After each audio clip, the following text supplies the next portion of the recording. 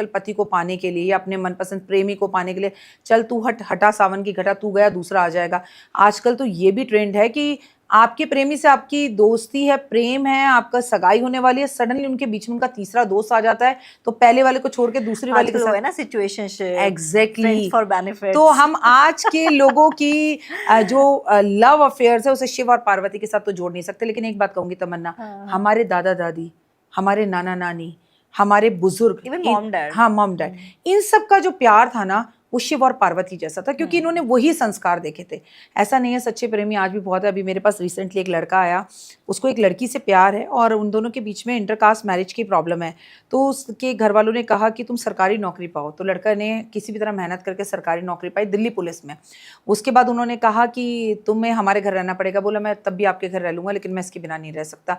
मतलब मैंने उससे कहा कि सीरियसली, और तुम इतना प्यार करते हो उसे? कहता मैं पूरी ज़िंदगी कुंवारा रह लूँगा, लेकिन मैं उसके बिना नहीं रह सकता, किसी और से तो शादी नहीं करूँगा। और वो भी ऐसा सोचती है। तो मैंने उससे ये कहा, मैंने कहा तुमसे मिलकर मुझे बहुत अच्छा लगा कि थैंक गॉड अभी भी ऐसा प्यार दुनिया में जिंदा है।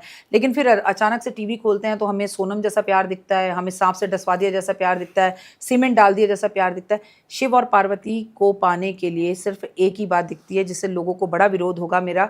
अगर शिव चाहिए तो पहले पार्वती बनो, और पार्वती चाहिए तो पहले तपस्या करो। ने ये बात कही कि औरतों से डर रहेगा, ये भी आपके लिए कहा जा रहा है, ट्रोल किया जा रहा है कि आप मतलब पुरुषों की तरफ आप बिल्कुल बिल्कुल देखिए, एक औरत होकर एक आदमी के प्रति हो रहे अत्याचारों को लेकर मुझे एतराज है। मैं आपसे यहाँ पे भी ये बात कहना चाहूंगी, जब हमारे ऊपर कोई प्रॉब्लम पड़ती है तो आदमी हमारा हमेशा साथ देता है और हमेशा खड़ा होता है। मैं ये नहीं कि मैं औरतों की विरोधी हूँ, औरतें मेरी माँ है, मेरी बहन है, मैं खुद देवी माँ की भक्त हूँ। लेकिन देवी माँ ने कब कब, मुझे एक बात बता दो, जब जब किसी भी देवता पे परेशानी हुई, माँ ने जो है एक काली का रूप लिया, चंड मुंड को मारा। माँ ने कहा जब भी मुझे पुकारोगे मैं प्रेम से चली आऊंगी। सारे देवता कहाँ गए स्त्रियों के? मुझे ऐसा लगता है अगर आप भी स्त्री हैं तो आपको भी स्त्रियों को इस वक्त खड़े होना चाहिए पुरुषों के साथ। लेकिन यकीन मानो ऐसा नहीं हुआ तो हमारे देश में जिस तरह से लड़के सुसाइड कर रहे हैं, जिस तरह से लड़कों को मारकर टब में फेंका जा रहा है, मारकर गला घोट के सांप से डसवाया जा रहा है, आप एक मिनट के लिए सोचिए, वो आपके पिता हो, आपका पुत्र हो, आपका पति हो, आपका भाई हो, तो आप उस तकलीफ को महसूस कर पाएंगी। तो अगर हम स्त्रियां, अगर काश जब तमन्ना हम दोनों पैदा भी नहीं हुए थे, हमारे दादा परदादा थे, जब स्त्रियों के ऊपर अत्याचार होता था, काश किसी पुरुष ने उस टाइम पर स्त्रियों के फेवर में बोला होता तो ये अत्याचार इतना लंबा नहीं खींचता। बेटियां गर्भ में नहीं मरती, बेटियां पैदा होने के बाद दूध के अंदर नहीं डाल दी जाती, उन्हें मारकर नाले में नहीं डाला जाता। काश किसी पुरुष ने उस टाइम पर स्त्रियों का साथ दिया होता। तो कम से कम हम वो गलती रिपीट तो ना करें। अगर 10 औरतें भी मिलकर जो है पुरुषों की तरफ आवाज उठाए कि पुरुषों के साथ गलत हो रहा है, पुरुषों के लिए भी फेवरेबल कानून बनने चाहिए। देखिए, स्त्री तो सम्मान का कारक थी है, क्योंकि वो जननी है, औरत है, कमजोर नहीं, तू शक्ति का नाम ही नारी है, जग को जीवन देने वाली, मौत भी तुझसे हारी है। तो मैं कहूंगी स्त्रियां तो पूजनीय थी, पूजनीय हैं और पूजनीय रहेंगी।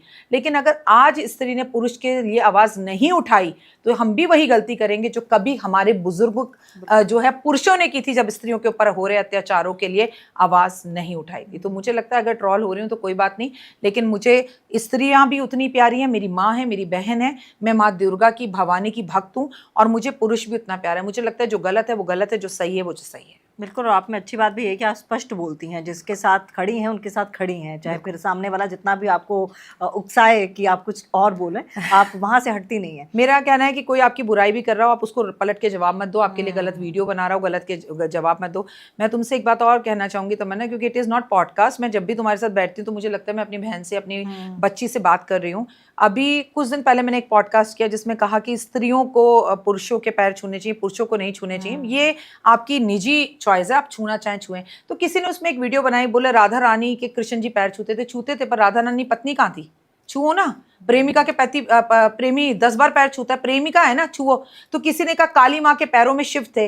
अरे क्रोध में थी और शिव उन्हें रोकने की कोशिश कर रहे थे, जब वो नहीं रुकी तो वो शिव उनको मार के वो शिव को भी मारने के लिए आगे दौड़ी। लेकिन जब उन्होंने देखा अरे ये तो मेरे पति हैं, मेरे सुहाग हैं, तो एकदम से वो होश में है और उन्होंने पैर उठाए। तो वो जस्ट फॉर क्षण भर था कि जब एक स्त्री क्रोध में आ जाती है तो फिर उसको ये भी नहीं दिखता उसका भाई है, उसका पति है, कुछ है, लेकिन वहां पर शिव उनके पैर दबाने के लिए नहीं बैठे थे। तो ये कहते हैं ना, आधी अधूरी अल्प जानकारी जान का खतरा। वीडियो बनाने में क्या है, 2 मिनट में बना दो। मैं कभी नहीं कहती कि पुरुष स्त्रियों के पाँव ना छुएं, ये स्त्री के ऊपर है। अगर आपकी मम्मी ने संस्कार दिया, आपके पापा आपकी मम्मी के छूते तो छुआइए। अगर आप लड़का हैं और आपने देखा कि आपके पापा आपकी मम्मी के छूते तो पत्नी के भी छुओ, लेकिन हृदय पर हाथ रखकर बोलिए ये किस सास को पसंद आएगा। आपके कमरे में आपके निजी संबंध कैसे हैं आप जरूर करिए। उसको जग जाया करने के बाद याद रखिए, आपको मैं जितनी इज्जत दूंगी तमन्ना, मैं आपसे बेटा जितने प्यार से बात करूंगी आप भी उतने प्यार से बात करोगी। मैं कहूंगी तमन्ना तू क्या कर रही है, तो तुम भी शायद थोड़ी देर बाद तू पर आ जाओगी, क्योंकि भाषा को नीचे गिरने में देर नहीं लगती, स्तर की बात है। मैं ये कहती हूँ स्त्री और पुरुष दोनों सम्मान के बराबर है। और भारतीय सभ्यता संस्कृति की जब बात करते हो, राम मंदिर की जब बात करते हो, सनातनीय होने की बात करते हो, तो उसमें सबसे पहले आता है कि सम्मान भी पति को दिया जाए।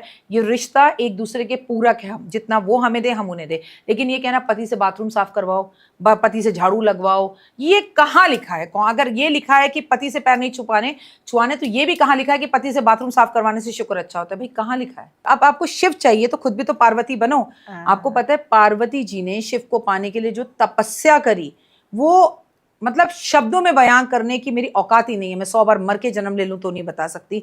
उन्होंने कई तरह से शिव को पाने की तपस्या करी। पहले उन्होंने बेलपत्र खाए, कुछ दिन तक फल खाए, फिर वो भी खाने छोड़ दिए, बेलपत्र खाने छोड़ दिए। उसके बाद मिट्टी की पूरी दीमक उनके ऊपर लग गई, तब भी वो पूजा करते, उनका पूरा शरीर काला हो गया, तब भी वो शिव को प्राप्त करने के लिए लगातार प्रयास, पूजा, जप, हवन, जिसे कहते हैं भगवान की तपस्या में खोई रही। कितनी स्त्रियां आजकल पति को पाने के लिए या अपने मनपसंद प्रेमी को पाने के लिए, चल तू हटा सावन की घटा, तू गया दूसरा आ जाएगा। आजकल तो ये भी ट्रेंड है कि आपके प्रेमी से आपकी दोस्ती है, प्रेम है, आपका सगाई होने वाली है, सडनली उनके बीच में उनका तीसरा दोस्त आ जाता है, तो पहले वाले को छोड़ के दूसरी वाले के साथ है ना सिचुएशनशिप, एग्जैक्टली फॉर बेनिफिट। तो हम आज के लोगों की जो लव अफेयर्स है उसे शिव और पार्वती के साथ तो जोड़ नहीं सकते। लेकिन एक बात कहूंगी तमन्ना, हमारे दादा दादी, हमारे नाना नानी, हमारे बुजुर्ग, इवन मॉम डैड, हाँ मॉम डैड, इन सब का जो प्यार था ना वो शिव और पार्वती जैसा था, क्योंकि इन्होंने वही संस्कार देखे थे। ऐसा नहीं है, सच्चे प्रेमी आज भी बहुत है। अभी मेरे पास रिसेंटली एक लड़का आया, उसको एक लड़की से प्यार है और उन दोनों के बीच में इंटरकास्ट मैरिज की प्रॉब्लम है। तो उसके घर वालों ने कहा कि तुम सरकारी नौकरी पाओ, तो लड़का ने किसी भी तरह मेहनत करके सरकारी नौकरी पाई दिल्ली पुलिस में। उसके बाद उन्होंने कहा कि तुम्हें हमारे घर रहना पड़ेगा। बोला मैं तब भी आपके घर रह लूँगा, लेकिन मैं इसके बिना नहीं रह सकता। मतलब मैंने उससे कहा कि सीरियसली, और तुम इतना प्यार करते हो? उसे कहता मैं पूरी ज़िंदगी कुंवारा रह लूँगा, लेकिन मैं उसके बिना नहीं रह सकता, किसी और से तो शादी नहीं करूँगा। और वो भी ऐसा सोचती है। तो मैंने उससे ये कहा, मैंने कहा तुमसे मिलकर मुझे बहुत अच्छा लगा कि थैंक गॉड अभी भी ऐसा प्यार दुनिया में जिंदा है।